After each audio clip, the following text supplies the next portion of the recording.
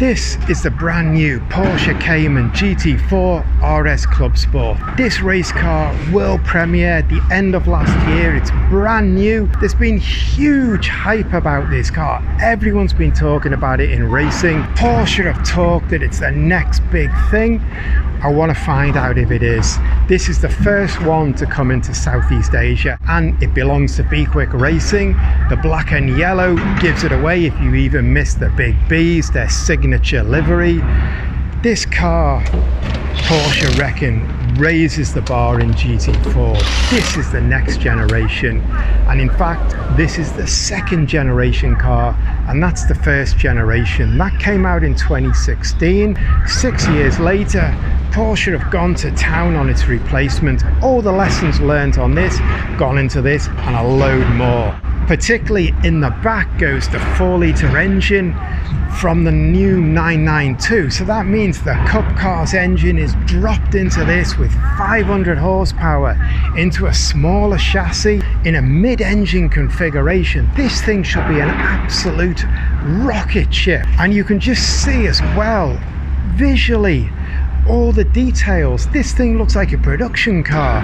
We've got Narca Goutille, we've got louvres coming out where I'm sitting on, got a big lip here, dive plates, the 3/4 glass is gone, we've got a big intake there. There's so much different. This looks like a real race car. That looks really basic when you put them next to each other, and inside the cockpit's the same. The Generation 1 car, it's got the 3 round analog dash dials from the road car. This one, they've pulled them out. There's a carbon blanking plate, and there's a racing dash, digital dash dropped straight on. The steering wheel and that has got 3 buttons. This one looks like a Christmas tree with all the coloured buttons it's got on it. There's a huge difference and a huge upgrade. So I want to look at this car in real detail, and what the team told me is that in a few days they're going to pull this car apart. They're going to pull all the plastic trims, the bumpers, the underfloor off, check it all out closely. So what I'm going to do today is I'm going to look at the big picture. I'm going to talk about the big picture. B-Quik's technical chief, Jules, is going to help me again, explain things to me. Then I'm going to come back and make part 2 in a few days. When they pull it apart, we'll look at all some of the little details, all the fine things that have gone on in this car, because Porsche really looked at all the little details, and that's very Porsche. You get the big picture stuff, and then all the little details are carefully refined to create something that raises the bar each time they make a new generation car. And then part 3, they're going to take this car to Pira circuit for its shakedown. And at Pira, Greg Bennett, if you race in Thailand, you'll know the guy. He's a real Porsche racer. He races the Cup cars here, he races them in America. Different tracks, different surfaces, different temperatures, different climates. He's perfectly placed to really get in this car with an engine he's familiar with, and a lot of the Cup car parts like the brakes and suspension, control arms and things that are carried over from the Cup car into this. He's going to be perfect to tell us, is this really living up to the hype? So that's it. What I'm going to do is I'm going to split this into 3 parts because too long for one video. Today we're going to look at the big picture, introduce the car. I'm going to come back in a few days. I'm going to look under the skin of this car at all the little details, and I mean some of the aero bits they've got underneath the wheel arches and stuff. Feels like Adrian knew he had a hand in designing this car. It's really neatly detailed. And then part 3 are going to go to Pira circuit. When the Cayman came out, I think it's about 2006, Porsche said, no way, Jose, is this a race car? Its customers thought differently. They saw the flat 6 engine, they saw a light car, they saw the mid-mounted position, they saw suspension, transmission, everything that was up to the job. They thought, we're going to go racing. People built the car for racing. They had a lot of success. Now Porsche, they've been in the race car business for a long time. They think like that. They think money, and they're missing out on money. So where do they slot this into their crazy race car pyramid? And the answer is into GT4. So in 2016 they launched the Generation 1 GT4 and it had a lot of success. Drivers liked it, easy to drive, air conditioning, you name it, it's got it, nice car. So 6 years later, they need a replacement and the bars go up and up and up. This is what happens in racing, and eventually they burn themselves out and then they start again. So this GT4 car here and this car here, there's a big difference, and I'm going to explore all that difference. Gen 1 and Gen 2. Gen 2 are a lot of update on the aerodynamic part, dive plane, radiator coolings, the inlet, the outlet, the lips are different, the light, brake coolings, the louver on the top of the fender, the rear wing also are different with the mounting swung net, so it's big improvement from aerodynamic and diffuser hard.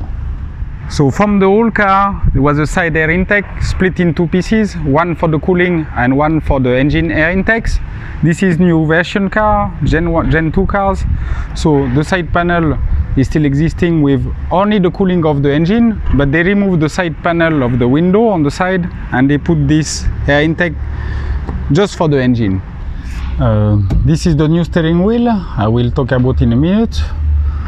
Okay, so the dash are completely different on this car. This is a real racing dashboard. From the old car, it was just analog road car dashboard.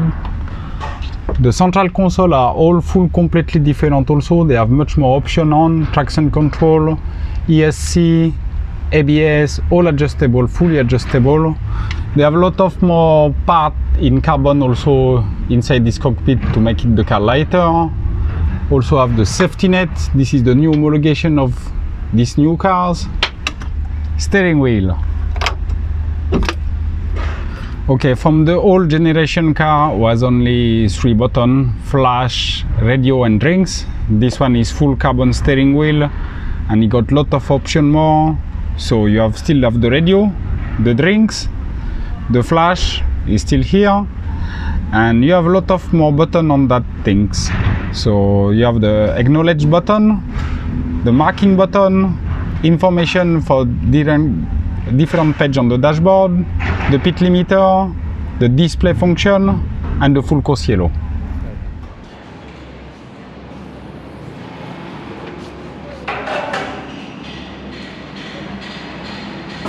Under the bonnet is just few things are different. The damper canister are different. It's all adjustable by hand now. The other one was by screwdriver. The brake are little bit repositioning, so it's little bit different.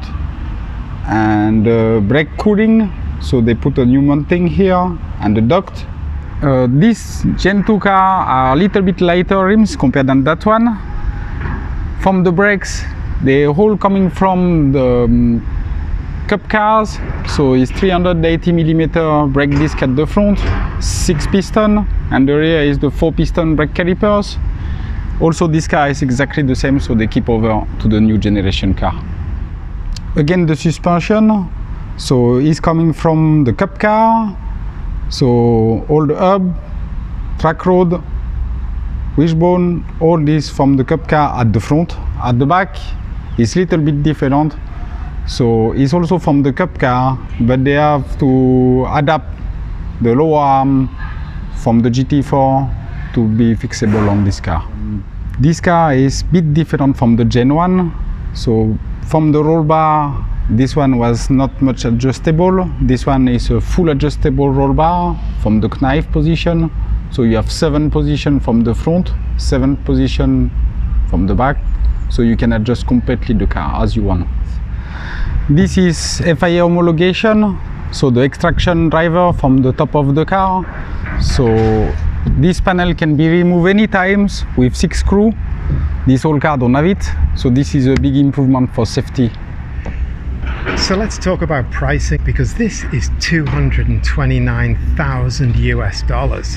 That sounds quite a lot. The stock row car, $143,000. When you buy a Porsche, the list price you just get a car. If you want all the option packs, it's going to go up. That one cost 165,000 when it came out 6 years ago. Obviously we've got inflation going crazy, prices generally go up.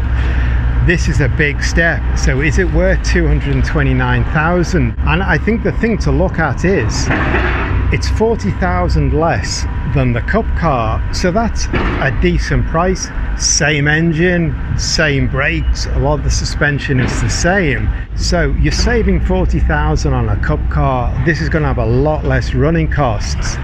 And then GT4 is kind of coming up to the point where people are dropping out of GT3, kind of moving towards GT4. Now, the current 911 GT3R, the Pucker GT3 car, 565,000. So it's 2.33 times the price of this. So really, if you're a small team, you could buy 2 of these and stack of spare parts. You got yourself a 2-car team, and you can have a fair few crashes before you use up a third of the price of this car in terms of parts. So yeah, that's not bad value when you put it in that context. And the other thing, when you buy a Porsche, you buy into race car residuals, because it doesn't matter what country you're in, if that country's got a racetrack, there's going to be someone out to buy a second-hand Porsche. So when you come to sell this car, there's a market there. Some of the other cars, it's more difficult to find a market for them, and a GT3 Porsche, that's going to depreciate more when they get to second hand, more difficult to find customers. This car, you turn up, you turn the key, and you can race it. So you're going to get a big value of the car back, and people buy into the Porsche thing because you can sell the car again when you stop using it. So $229,000, and that's Porsche style. You get the car, you want all the fancy options on it, you're going to pay more, and that's before you get to spare parts that you need when you hit things, and spare parts you need to keep replacing. But Porsche have maxed out the engine life, so you can run this for a long time before you need to start talking about replacing things. But on a race car they do, so you're constantly going to be replacing things. And racing really is, however much people tell you this car is ready turnkey to race for years, you can't stand the heat, get out of the kitchen. That's racing. But I think really this is not bad value for its price.